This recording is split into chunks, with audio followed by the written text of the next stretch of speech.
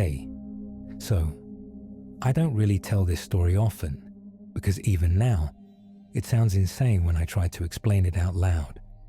But it happened, and to this day, I can't walk past a row of apartment doors without getting chills. This was about 4 years ago, when I moved into a new apartment after finally saving enough to live on my own. It wasn't fancy, just one of those older complexes tucked behind a strip mall. The place had kind of a weird vibe. Most of the units were empty, and the ones that weren't looked like nobody had touched them in years. But rent was cheap, and I figured I'd just keep to myself. My unit was on the 3rd floor, 3C. The only other apartment on that floor was right next door, 3B. For the first week, it was quiet. I'd come home from work, heat up some frozen food, watch TV, and crash. Pretty boring, but also peaceful. That changed the night I first met my neighbor. It was around 11, and I had just gotten out of the shower when I heard knocking. Not on my door, on the wall we shared. Slow, deliberate knocks, like someone testing if I was home. I froze for a second, then laughed it off. Old buildings creak, maybe the pipes knock, right? Except, it happened again. This time clearer. 3 hard knocks. I walked over and pressed my ear against the wall. That's when I heard a man's voice, muffled but distinct. "You're new here, aren't you?" I jumped back like I'd been burned. The voice wasn't threatening, but it was too close. It was like he was standing with his face pressed against the other side of the wall. The next morning, I left for work and finally saw him. He was locking his door at the same time I was leaving. Early 40s maybe, clean shaven, dressed like any regular guy heading to the office. He smiled at me in this oddly rehearsed way, like he had practiced it in a mirror. "You must be the new tenant," he said. "I'm in 3B. Name's Adrian." I shook his hand. It was ice cold. That night, I couldn't shake the weirdness. Something about him felt off. Not in the obvious creepy neighbor way, more in the I can't put my finger on it, but something's wrong way. Over the next week, I'd see him in passing. Always in the hallway, never outside. He'd pop up at odd hours, midnight, 2 a.m., like he was waiting for me to open my door. Sometimes I'd catch him just standing there, smiling faintly, as if he'd been listening for movement. One evening, I ran into the building manager downstairs and casually asked how long Adrian had lived next door. The manager looked at me like I was joking. "Next door," he said. "3B's been empty for years." I laughed nervously and told him he must be mistaken, but he just shook his head. No one's rented it since the last tenant passed away. My stomach dropped. That night I stayed up late, half convincing myself the manager was just confused. But around 2 a.m., I woke to the sound of scratching on my door. Not knocking, scratching, like fingernails dragging across the wood. I froze in bed, heart hammering. After a minute, I forced myself up, grabbed a kitchen knife, and tiptoed to the peephole. Adrian was standing there, not moving, not knocking, just standing. His head was tilted slightly, his eyes wide open, staring directly at my door.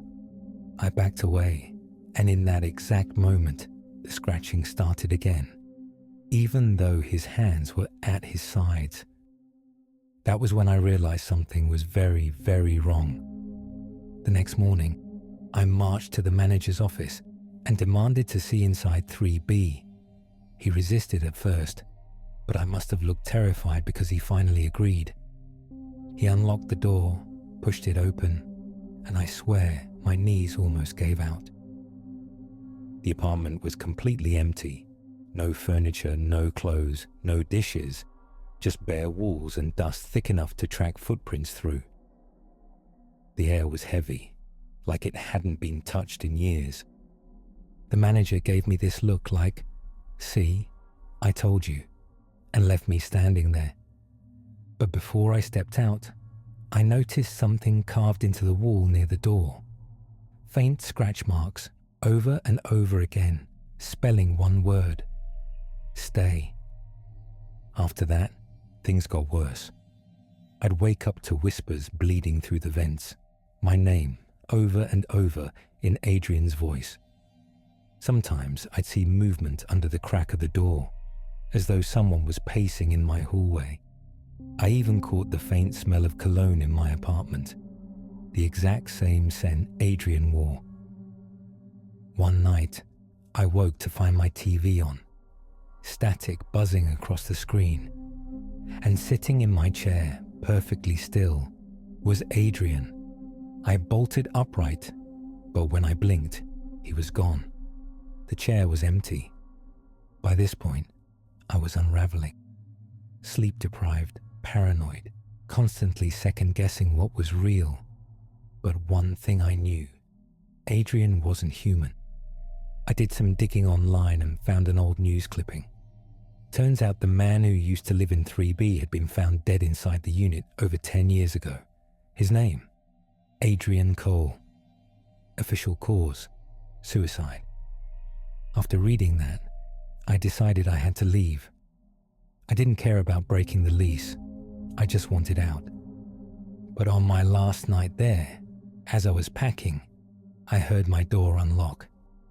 I froze as the knob turned slowly and the door creaked open. Standing there was Adrian. Only this time, he didn't look normal. His skin was grey, his eyes hollow, and his smile stretched far too wide. "You can't leave," he whispered. "You moved in, so now you stay." I slammed the door and held it shut until morning. When I finally opened it, the hallway was empty. I left that day and never went back. But here's the thing that still haunts me. A few months later, a friend jokingly looked up the building online and sent me a screenshot. A new listing had popped up, apartment 3C, available immediately. And in the photo of the unit, right there in the corner, you could see me, standing in the doorway, smiling.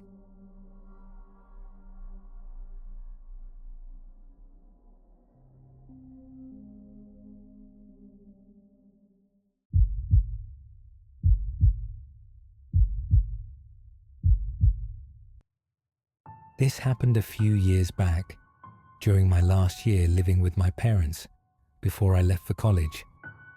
They had just bought what they called their dream home. But honestly, to me, it always felt more like a nightmare. The place was way out in the woods, far from the city, far from neighbors, and way too big for just 3 people. It wasn't really a mansion, but it might as well have been compared to where we used to live. Long hallways, echoing staircases, spare rooms nobody ever went in. It was beautiful during the day, but once the sun went down, every shadow felt alive. That week, my parents were flying out to visit family. They asked if I wanted to come, but I didn't want to miss school and deal with makeup work, so I told them I'd stay and watch the house. I didn't realize how much I hated being alone in that place until then. The first 2 days passed without anything weird.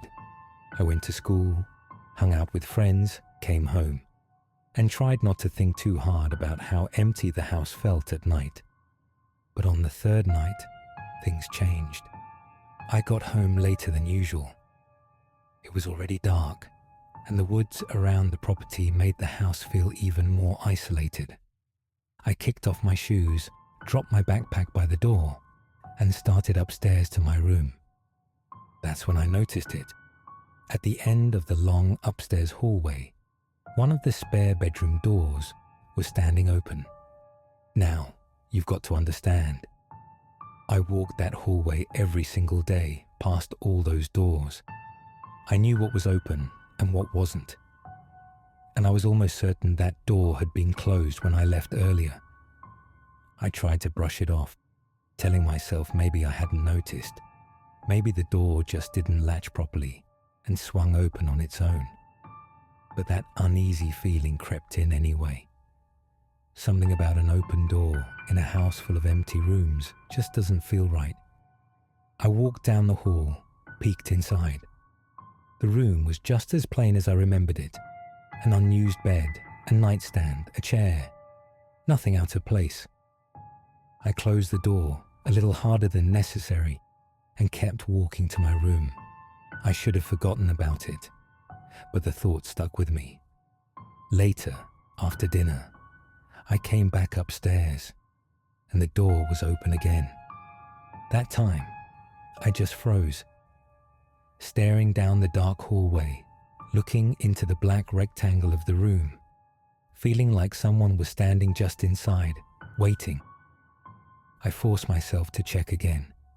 Same as before, empty. I tried to laugh it off, but my stomach was twisting. I locked my bedroom door that night, something I'd never done before.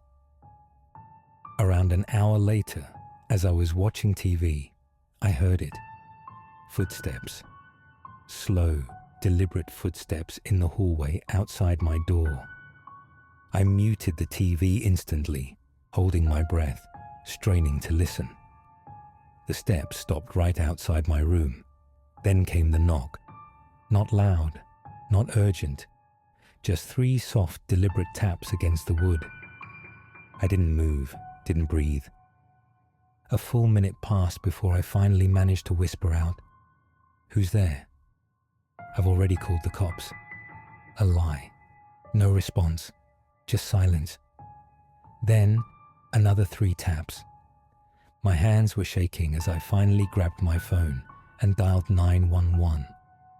While I was explaining the situation to the operator, a new sound made my blood run cold. Scratching. Something sharp, dragging slowly down the wood of my bedroom door. I started whispering frantically into the phone, begging them to hurry. Then the handle rattled, turning back and forth, steady, testing the lock. Thank God I had locked it. The scratching went on for what felt like forever, until finally, 3 more knocks, and then silence. I stayed frozen on my bed, clutching the phone, whispering to the operator until the police arrived. When they finally came upstairs, there was nobody in the hallway. No broken windows, no open doors, nothing to suggest anyone had gotten in. But when they examined my bedroom door, there it was. A long, jagged gouge carved into the wood, like someone had dragged a knife across it. They searched the whole property but found no one. With a house that size, with that many old windows and entrances, they said it could have been anyone. They couldn't promise much. My parents flew home as soon as I told them. They tried to convince me I'd just imagined it, but they couldn't explain the mark on the door. For the rest of the time we lived there, I hated every second of being alone in that house. Every dark hallway, every creak, every shadow outside the windows made my skin crawl. And the woods were worse. One night, about a week later, I looked out my bedroom window and swore I saw someone standing among the trees, just past the edge of the yard. I blinked, and the figure was gone. Maybe it was a shadow, maybe my imagination. But deep down, I think someone had been inside that house with me. Someone who knew how to move quietly, how to disappear, how to wait in silence behind a door until I noticed. We sold that house a couple months later, and honestly, I still don't like thinking about it, because sometimes, when it's too quiet, I can almost hear it again. 3 soft knocks on the door,